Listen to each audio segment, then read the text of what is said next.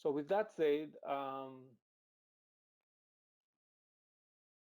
would like to have a couple of questions that came online. And Israel, maybe you can start with a couple of questions you have on your side, and then I'll continue on two questions on my side.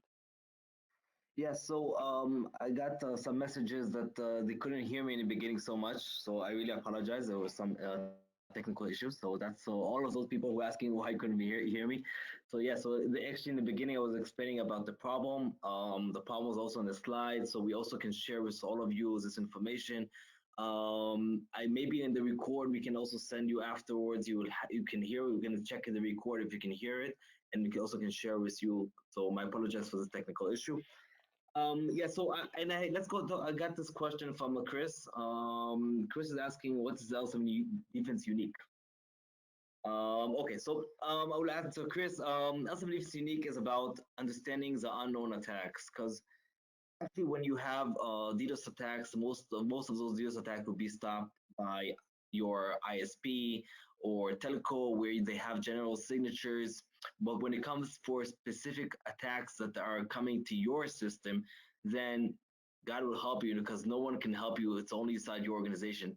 You are the only one able to know what's good and what's bad for your organization, because it's attacking specific vulnerabilities in your system. And also believe it's unique compare. Yeah, this is another question we got here. Is also about compare ourselves to F5. So yeah, so also defense compared to F5 is about automations. There's a major difference that L7 defense doesn't need any actually no human person to update them. Where F5 will need people once a day, twice a day, three times a day to update the system. Where it really comes to manner, it's where L7 defense working with many organizations that have several updates, and they do a lot of updates a day. We L7 defense has organizations that do 3 updates a day, or even 1,300 updates a month. We're talking about where you have a lot of those changes where your security team has to enable them.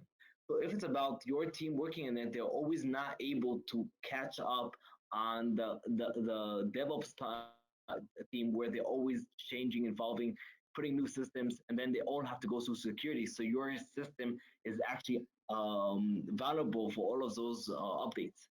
We're also a defense solution will actually give you a real time for any changes. So if, for example, you have a new API, a new function in your website, the system will learn what's good, what's bad, and create the rules in seconds. So you're going to protect it from the first second.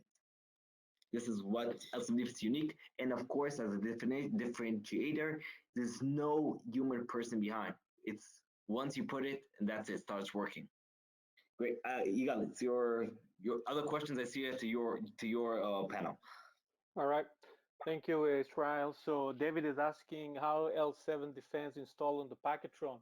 That's a good question. So basically, once we're selling the Packetron, the trial version of L7 Defense, it's installed and built in.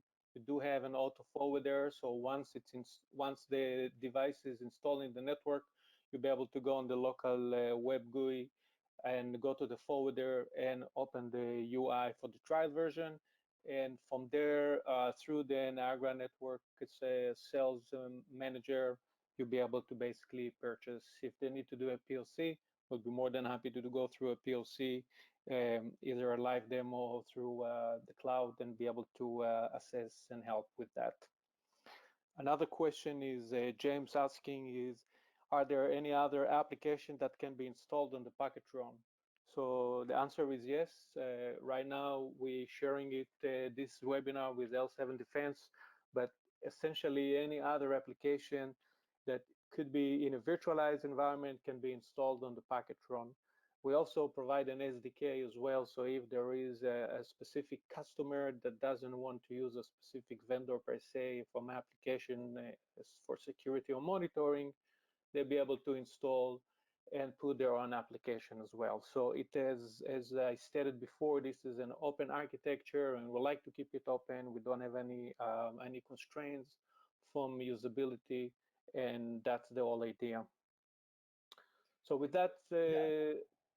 Yes. Yeah, maybe I want to mention, so maybe if I see people asking one more detail. So of course we are here, everyone, the people here in this audience, we have a large number of tens of people here. We offer a free POC, so you all can get a free POC. This is something we offer for you as attendees this webinar.